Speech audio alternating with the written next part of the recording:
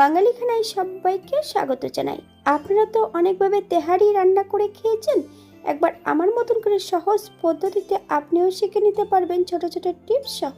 তবে আমি আজকে এখানে মাটনের তেহারি কিভাবে রান্না করলাম, চলুন সেটা একবার দেখে নেওয়া যাক ভিডিওর মাধ্যমে। আশা করছি আজকের ভিডিওটি ভালো লাগবে। সকল বন্ধুদের কাছে অনুরোধ করছি সম্পূর্ণ ভিডিওটি দেখার।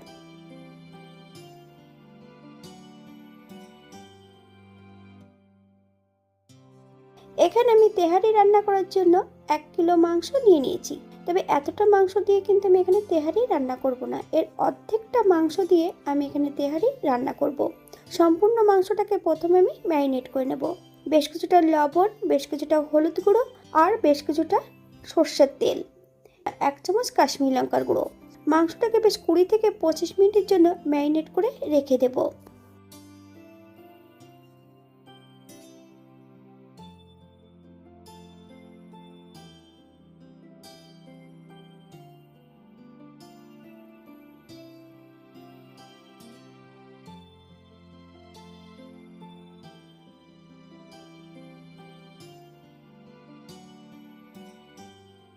তেহারি রান্না করার জন্য এখানে আমি বেশ কিছুটা গোটা মশলা নিয়ে নিয়েছি।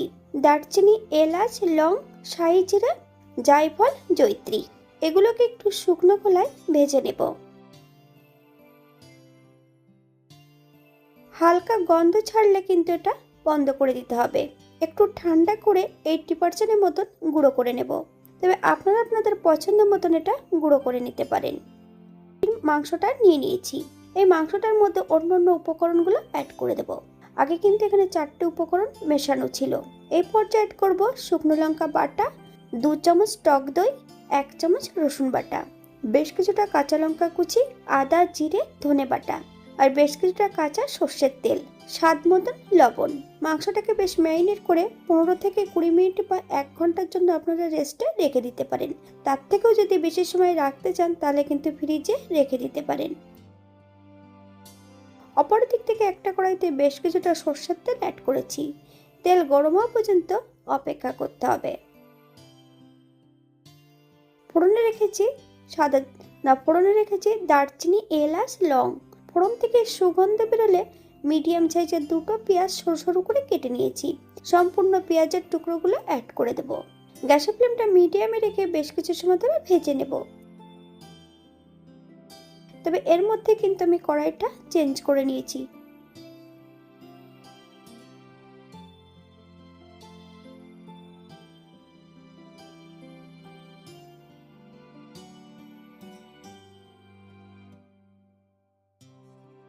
এই পর্যায়ে আমি সম্পূর্ণ ম্যারিনেট করা মাংস অ্যাড করে দেব। গ্যাসের ফ্লেমটা লোতে রেখে বেশ কিছু সময় ধরে রান্না করে নিতে হবে, অথবা বেশ কিছু সময় ধরে কষিয়ে নিলেই হবে।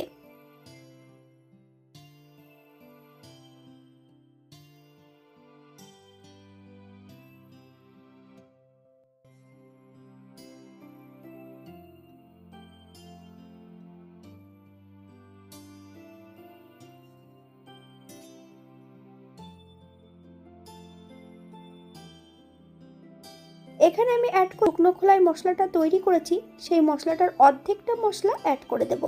মিডিয়াম আঁচে বেশ কিছু সময় ধরে মাংসটা কিন্তু কষিয়ে নিতে হবে। তবে 30 থেকে 40 মিনিটের মতন মাংসটা কষিয়ে নিলেই হবে।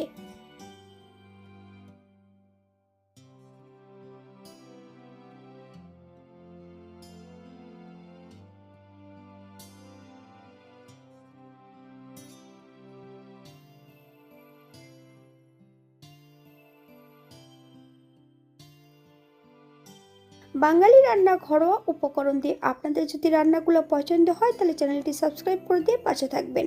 পাশে থাকা বেলটি বাজিয়ে দেবেন, নইলে নিত্য নতুন রান্নার নোটিফিকেশন পাবেন না। আমার এই চ্যানেলে আমিষ, নিরামিষ এবং বিভিন্ন ধরনের মাংস রেসিপি বা তেহারি রেসিপি দেওয়া আছে। আপনাদের যদি পছন্দ হয় তাহলে চ্যানেলটি ঘুরে একবার দেখে নেবেন।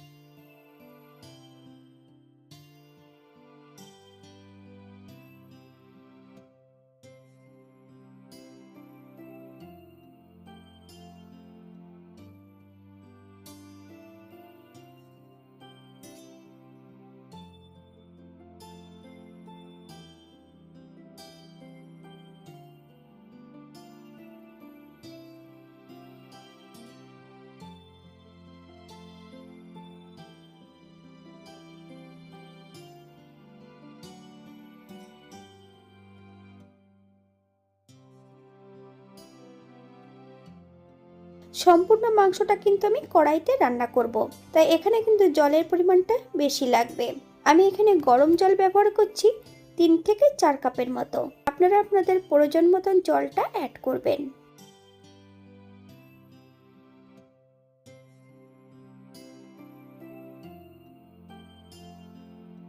মাংসটা সেদ্ধ হতে থাক। অপর দিক থেকে আমি বেশ কিছুটা গোবিন্দভোগ চাল আগের থেকে ধুয়ে জল ঝরিয়ে রেখেছি।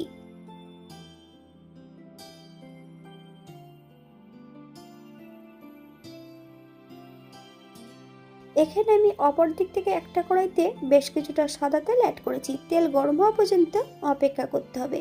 ফোড়নে রেখেছি দারচিনি, এলাচ, লং, একটা স্টার তেজপাতা। মিডিয়াম সাইজের দুটো পেঁয়াজ বেশ সরু সরু করে কেটে নিয়েছি। সম্পূর্ণ পেঁয়াজের টুকরোগুলো অ্যাড করে দেব।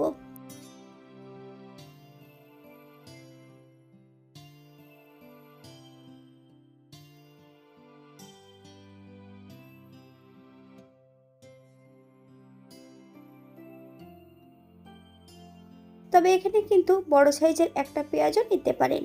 আমি চালের পরিমাণ নিয়েছি 500 গ্রাম। পরিমাণ মতন আমি লবণটা অ্যাড করব।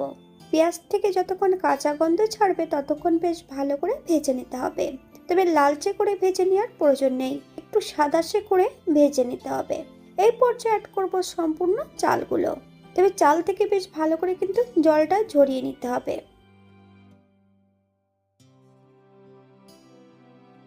মিডিয়াম আঁচে বেশ কিছু সময় ধরে চালটাকে ভেজে নিতে হবে, অথবা যতক্ষণ কড়াইতে আটকে যাচ্ছে চালগুলো ততক্ষণ কিন্তু ভেজে নিতে হবে। কড়াই থেকে যতক্ষণ চালগুলো ছাড়ছে না ততক্ষণ কিন্তু ভাজতে হবে।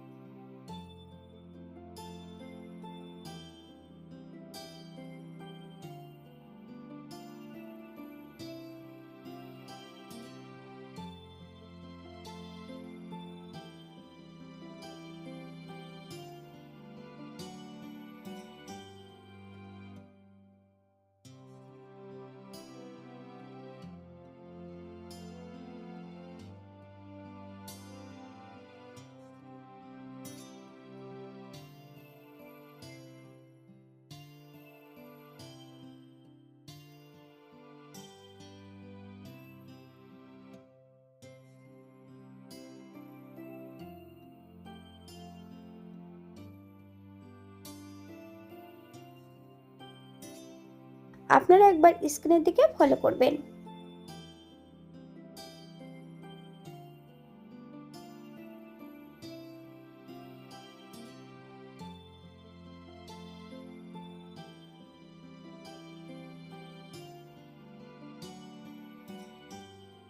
চালগুলো কিন্তু 20 থেকে 25 মিনিটের মতন মিডিয়াম আঁচে ভেজে নিয়েছি।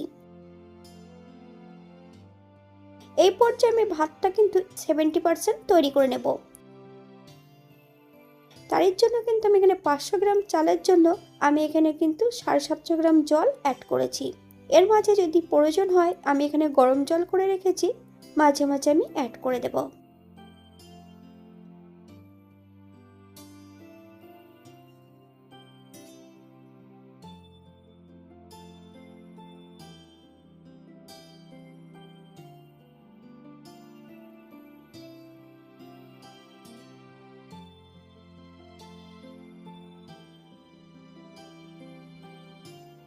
এখানে অ্যাড করব আমি 1 চামচ লবণ। আপনার স্বাদ অনুসারে লবণটা অ্যাড করবেন। এই পর্যায়ে আমি গ্যাসের ফ্লেমটা কিন্তু লোতে রাখবো।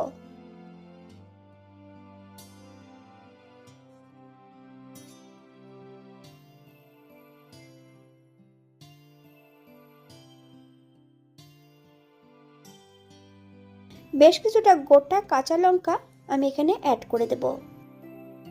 অপর দিক থেকে যে তেহারির মাংসটা তৈরি করেছিলাম সেখানে কিন্তু আমি তেহারি মশলাটাও অ্যাড করে দিয়েছি। গ্যাসের ফ্লেমটা হাইতে রেখে আরো বেশ কিছু সময় ধরে রান্না করে নিতে হবে। তবে এই পর্যায়ে একবার চেক করে নিতে হবে যে মাংসটা সেদ্ধ হয়েছে কিনা।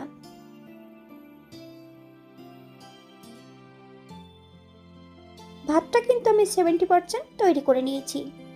সম্পূর্ণ ভাতটা কিন্তু আমি এবার মাংসের মধ্যে অ্যাড করে দেব।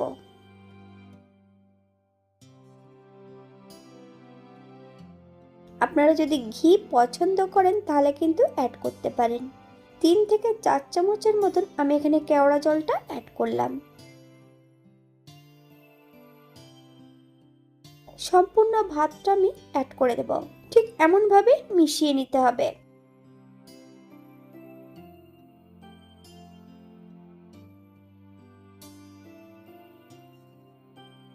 উপর থেকে বেশ কিছুটা পেঁয়াজ ভাজা অ্যাড করব। বেশ কয়েকটা গোটা কাঁচা লঙ্কা। গ্যাসের ফ্লেমটা একদম লোতে রেখে 20 থেকে 25 মিনিটের জন্য দমে রেখে দেব। না, যে পাত্রে কিন্তু দমে রাখবেন তার নিচটাতে কিন্তু একটা চাটু অ্যাড করতে হবে।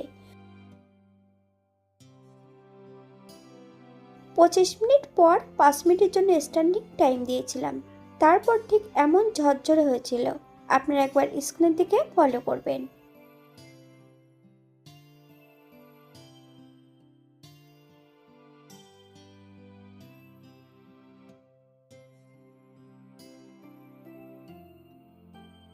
এখানে যে আমি উপকরণগুলো অ্যাড করেছি আপনারা এর থেকে কম বেশি করে নিতে পারেন। তেহারি কিন্তু খাসির মাংস বা মুরগির মাংস দিয়েও কিন্তু তৈরি করা যায়। একই পদ্ধতিতে আপনারা সেটাও একবার ট্রাই করতে পারেন।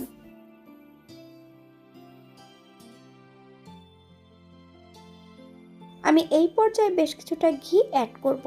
আপনারা যদি পছন্দ করেন তাহলে পরিমাণে বাড়িয়ে দিতে পারেন।